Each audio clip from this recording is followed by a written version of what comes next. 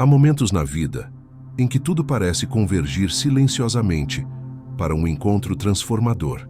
Você sente algo diferente no ar, como se o destino estivesse prestes a cruzar o seu caminho com alguém capaz de mudar profundamente a sua existência. Esses encontros não acontecem por acaso.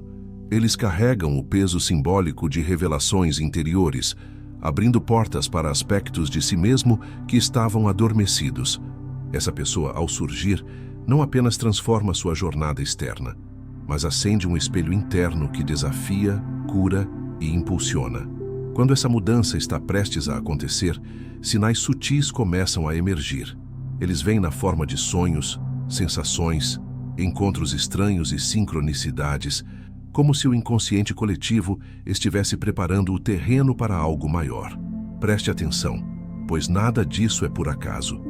Se você acredita que está pronto para esse tipo de encontro, comente abaixo. Estou aberto ao que a vida quer me mostrar. Já aproveita para dar seu like, inscrever-se no canal e deixar seu apoio nos comentários. Isso fortalece esse espaço de consciência e nos permite seguir compartilhando conteúdos como esse. Carl Jung acreditava que cada encontro significativo que temos com outra pessoa é, na verdade, um encontro com uma parte de nós mesmos.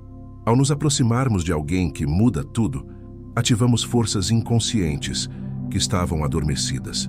Jung chamava isso de projeção, o mecanismo pelo qual colocamos no outro aspectos nossos que ainda não reconhecemos. Essas projeções são especialmente intensas quando conhecemos alguém que parece nos completar, pois, na verdade, estão nos espelhando partes da nossa psique que clamam por integração.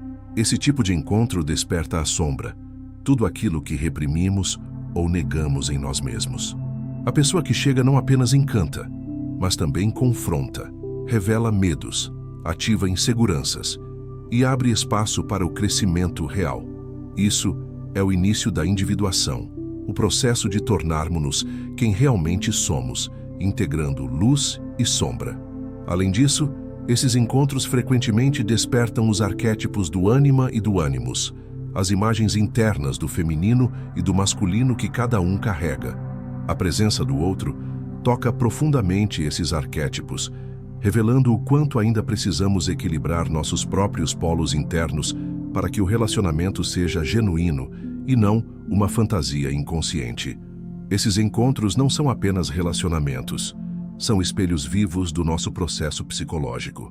Por isso, quando uma conexão profunda surge, ela vem com sinais, sincronicidades, sonhos marcantes, mudanças internas, porque o inconsciente está preparando o indivíduo para uma etapa decisiva de transformação. Jung via nesses encontros uma convocação da alma para evoluir, curar e integrar. Portanto, se algo está mudando em você sem explicação lógica, talvez esteja perto o momento em que o outro será apenas o gatilho para você finalmente encontrar a si mesmo. Antes de um grande encontro acontecer no plano físico, algo se agita silenciosamente no mundo interior. Jung reconhecia esse movimento como uma ativação da psique profunda, um chamado do inconsciente que antecede experiências de transformação. Quando uma pessoa está prestes a cruzar o caminho com alguém que desencadeará mudanças significativas, é comum que sinais surjam em forma de sonhos simbólicos, intuições insistentes e sincronicidades. Eventos externos que, embora pareçam coincidências, carregam um sentido pessoal e profundo. Esses sonhos não são meros devaneios noturnos. Muitas vezes, surgem com uma intensidade emocional incomum, apresentando figuras desconhecidas, paisagens novas, ou mesmo sensações de reencontro com alguém que ainda não foi conhecido na realidade. São símbolos vivos que preparam a alma para o impacto do que virá. Jung via os sonhos como compensações da consciência, e quando estes se tornam mais vívidos ou recorrentes, podem estar anunciando a chegada de uma experiência arquetípica. Além dos sonhos, surgem também as intuições, percepções sutis que não vêm pela lógica, mas por uma espécie de saber silencioso. Você sente que algo está por acontecer. É como se o tempo estivesse prestes a se curvar, trazendo uma nova direção à sua vida. Essas percepções interiores são a linguagem do inconsciente, que se comunica com a consciência através de sensações que escapam ao pensamento racional, mas que carregam uma certeza profunda. As sincronicidades são talvez os sinais mais intrigantes.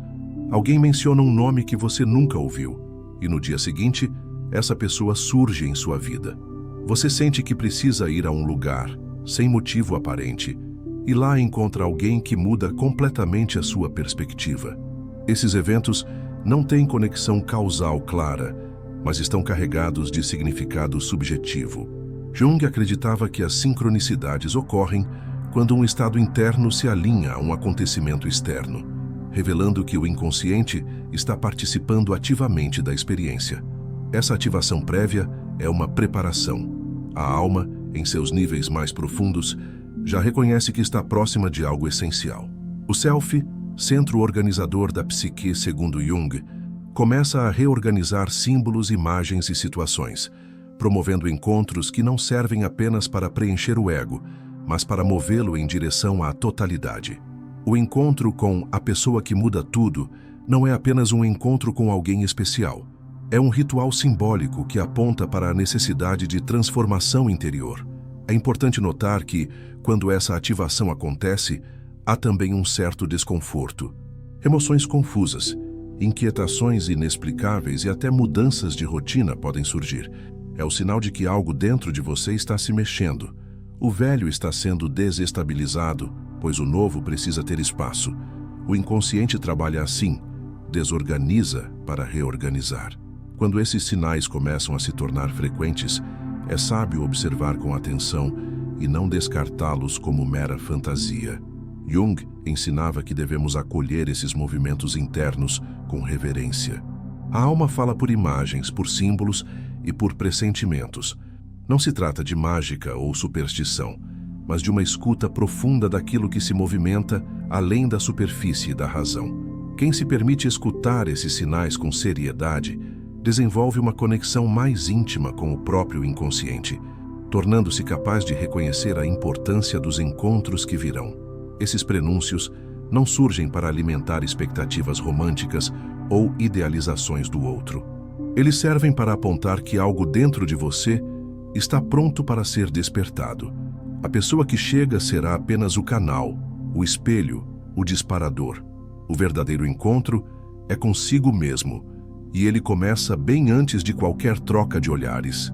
Começa no silêncio, nos símbolos noturnos, nas coincidências que tocam a alma. Começa quando você começa a se lembrar de quem é e de quem está prestes a se tornar.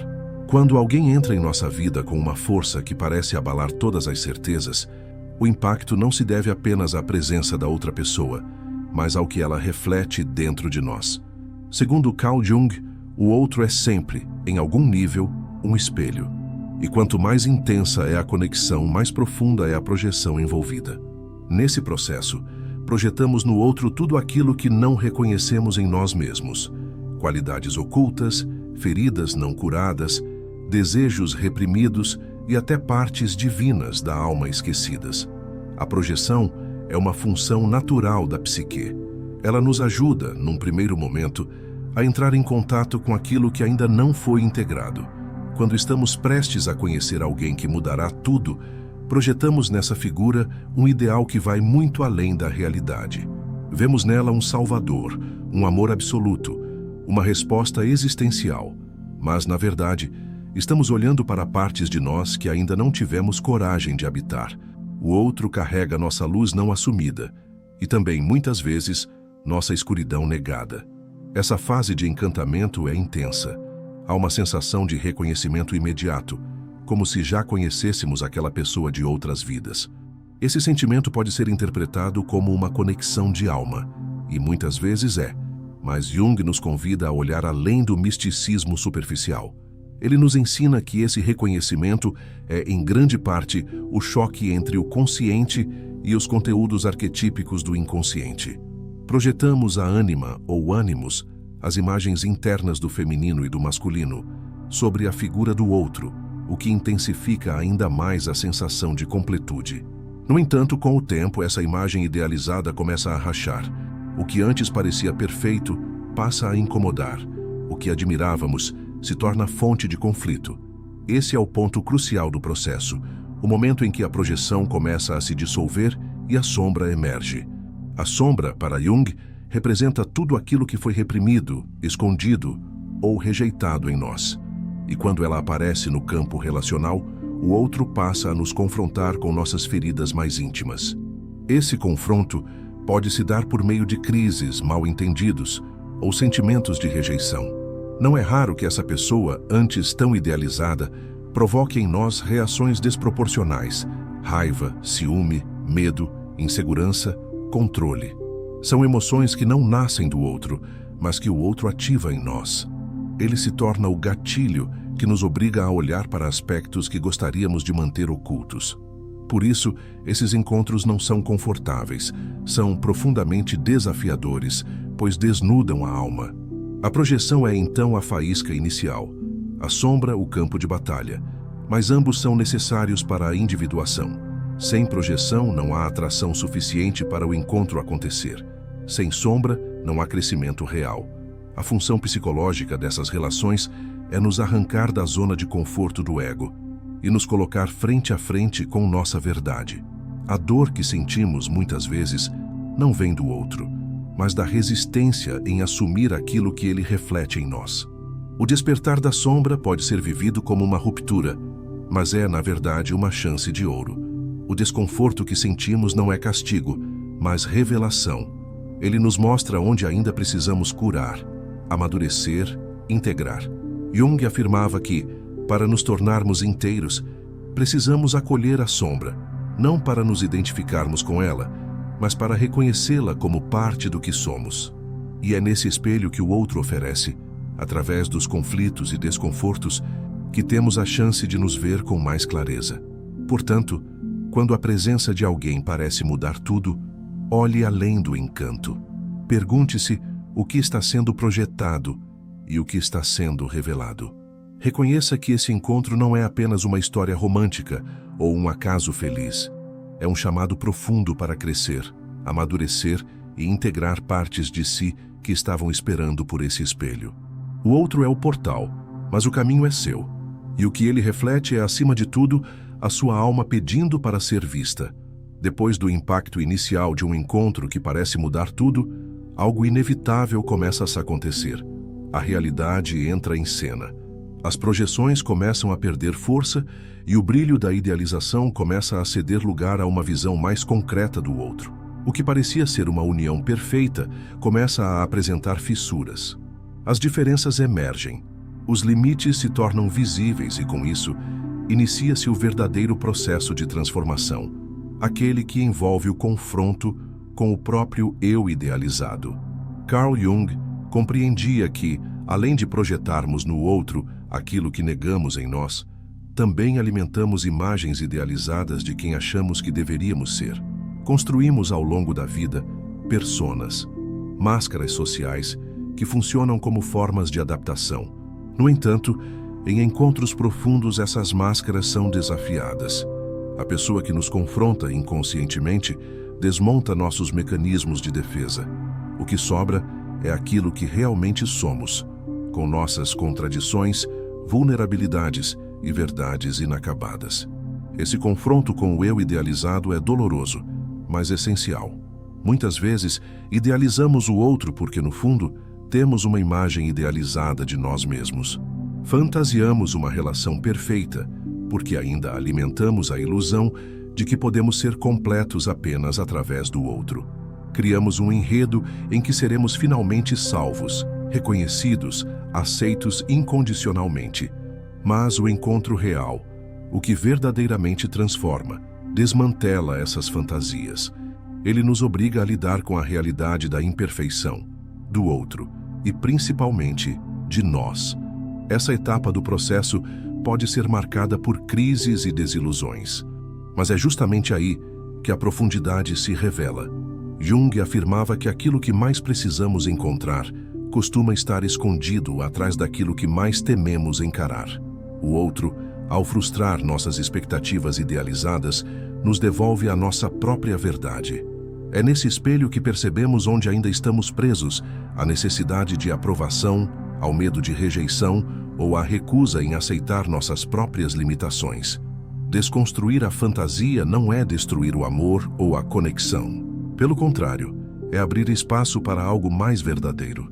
Quando deixamos de exigir que o outro encarne nossas imagens internas perfeitas, começamos a enxergá-lo como ele realmente é, com luz e sombra, virtudes e falhas, assim como nós.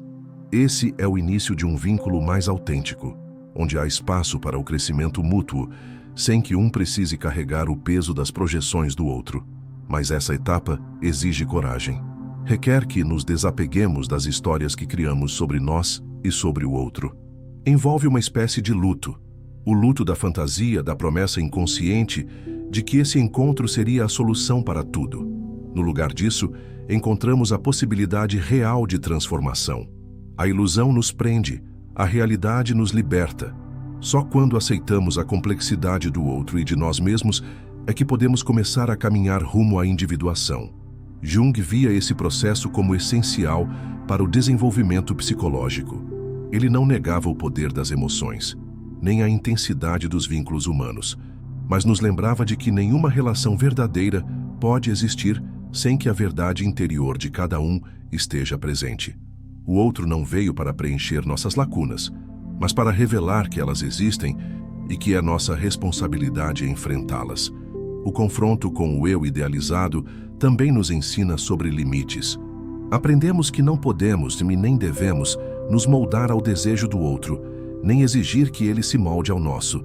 A relação se torna um campo de liberdade e responsabilidade, onde o crescimento individual é tão importante quanto a conexão entre os dois. E, paradoxalmente, é quando deixamos de buscar completude no outro que nos tornamos mais inteiros e mais aptos a amar de verdade. Esse momento de desconstrução não é o fim da magia, mas o início da verdade. A fantasia precisa morrer para que a realidade possa florescer. E é na realidade que os vínculos mais profundos se constroem, pois só ali há espaço para o amor consciente, a aceitação genuína e a transformação que não depende do outro, mas de quem escolhemos ser diante do que o outro revela em nós. Quando o encantamento inicial se desfaz, quando as projeções são reconhecidas e a sombra é confrontada, algo extraordinário pode emergir, a possibilidade de integração. Nesse estágio do encontro, que Jung considerava o mais rico e profundo, não há mais idealizações nem negações. Existe sim a aceitação da complexidade, do outro, de si mesmo e da relação que se forma entre os dois. Esse é o momento da alquimia psíquica, onde o encontro se transforma em um verdadeiro catalisador de cura e expansão da consciência. A alquimia, em sua linguagem simbólica, foi uma das grandes paixões de Jung. Ele via nos processos alquímicos uma metáfora viva da transformação interior. Assim como os alquimistas buscavam transmutar o chumbo em ouro, a psique humana busca transformar os conteúdos brutos e inconscientes em consciência iluminada. E é justamente nas relações significativas, especialmente naquelas que desafiam e mexem com o que há de mais profundo em nós, que essa transmutação se torna possível. Quando duas pessoas se encontram de forma consciente, após atravessar as camadas de ilusão, dor e projeção, nasce um espaço onde o verdadeiro trabalho interior pode acontecer. Já não se trata de completar o outro, mas de testemunhá-lo. Já não se trata de buscar salvação, mas de oferecer presença. Essa mudança de postura não é pequena. Ela marca a transição do amor inconsciente para o amor que cura, que revela, que fortalece. É nesse espaço que a integração começa. Os aspectos da sombra que foram reconhecidos podem agora ser acolhidos e não mais reprimidos. As energias do ânima e do ânimos, os polos feminino e masculino internos, começam a dialogar de maneira mais equilibrada. A relação deixa de ser palco de dependência emocional ou projeções arquetípicas e se torna um campo fértil para o florescimento da consciência. A energia vital, antes canalizada na tentativa de manter fantasias vivas, é redirecionada para a criação, para o propósito, para o crescimento. Nesse estágio, a dor vivida anteriormente ganha um novo significado. Ela se revela como parte do processo necessário para a individuação, o caminho para nos tornarmos inteiros. Jung afirmava que não há luz sem sombra, nem totalidade sem conflito. O sofrimento, nesse contexto, não é visto como fracasso, mas como fermento para o renascimento psíquico. O encontro que antes parecia desestabilizador, agora se revela como um divisor de águas. O ponto em que o ego se curva diante do self, reconhecendo que o outro foi apenas o instrumento de algo muito maior. A expansão da consciência ocorre justamente quando nos libertamos da ilusão de controle. Percebemos que o outro não veio para corresponder às nossas fantasias, mas para nos ajudar a despertar para quem realmente somos. E nesse despertar ganhamos visão. Enxergamos além do imediato. Percebemos os padrões que nos governam. Acessamos intuições mais profundas. A vida deixa de ser apenas uma sequência de acontecimentos e passa a ser um campo simbólico, onde cada experiência, especialmente os encontros, tem um propósito psíquico. Essa visão transforma tudo. A relação com o outro passa a ser guiada não pelo desejo de posse, mas pelo desejo de compreensão. A escuta se aprofunda, a empatia se fortalece, o respeito se enraiza. E mesmo que o vínculo não se torne permanente, ele cumpre sua função de nos colocar em contato com o que mais importa, o caminho de volta para si mesmo. Porque no fim, o verdadeiro encontro nunca foi apenas com o outro, mas com o que o outro despertou em nós. A alquimia do encontro é isso, a capacidade de transformar dor em sabedoria, desejo em discernimento, ilusão em verdade. É o nascimento de uma nova consciência, capaz de reconhecer que as maiores mudanças não acontecem fora, mas dentro, e que o outro, com toda a sua presença desafiadora e reveladora, foi apenas o mensageiro. O ouro sempre esteve em nós, esperando apenas o fogo certo para ser revelado. Há encontros que não seguem a lógica do tempo nem da razão. Eles chegam como um vendaval, tirando tudo do lugar, e só mais tarde percebemos. Não era o outro que mudava tudo, mas o que ele despertava em nós. Os sinais que precedem esse tipo de conexão são mais do que coincidências. São convites do inconsciente para que algo profundo seja transformado. Jung nos ensina que a alma nos chama por imagens, sensações e eventos sincronísticos, preparando o terreno para o renascimento interior. Ao compreender projeções, sombra e o processo de individuação, deixamos de ver o outro como responsável pela nossa completude e passamos a reconhecê-lo como espelho e aliado na jornada de autoconhecimento. A verdadeira alquimia acontece quando usamos o impacto do encontro para integrar partes esquecidas de nós mesmos, expandindo a consciência e reencontrando nossa essência.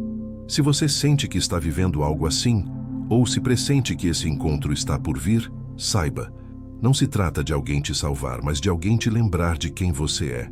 Inscreva-se no canal, ative as notificações e assista ao vídeo que está aparecendo na tela. Sua transformação já começou, e agora você tem as chaves para atravessá-la consciente.